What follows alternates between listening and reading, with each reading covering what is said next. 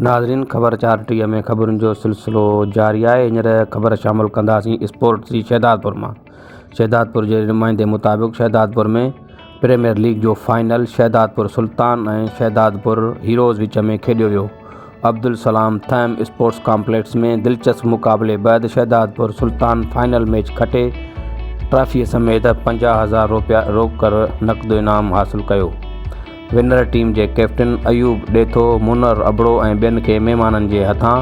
50,000 रोक जो चेक ऐं विनर ट्रॉफी ॾिनी वई, जॾहिं त रनर टीम जे कैप्टन कुर्बान अली लाखो नज़ीर बिरोईअ खे 25,000 रोक ऐं रनर ट्रॉफीअ जो इनाम ॾिनो वियो। शानदार आतिशबाज़ी कई वई। Shahdadpur premier league SPL season 2 जो शानदार फाइनल मैच जी तक़रीब में ख़ासि महिमान तौरु पीपल पार्टी जे सेनेटर मलक इमामुद्दीन शौकीन,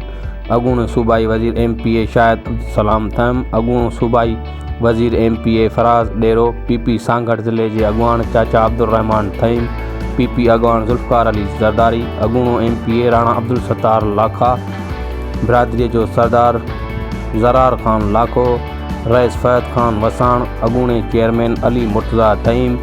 असिस्टेंट कमिश्नर जावेद अहमद दायरी, मुख़्तियारकार Shahdadpur Imdad Ali Sial, administrator municipal committee Liaquat Ali Kalhoro, Mira Shahabuddin Haji, Ghulam Dastagir Qureshi, Bashir Ahmed Abro, Nazir Ahmed Birohi, Rais Khudadad Birohi, Saeedad Khan Rind, तालके education officer Mohammad Anwar Zardari, doctor Parvez Ahmed Abro, PP अॻवान कैसर ख़ान ज़रदारी, नूर अली लाखो, मुनर अली अबड़ो, इसरार अहमद ख़ासकेली, ॼाम पुनल ख़ान भाणिजो, हाजी अनवर शेख समेत मुअज़्ज़िज़नि जे वॾे अंग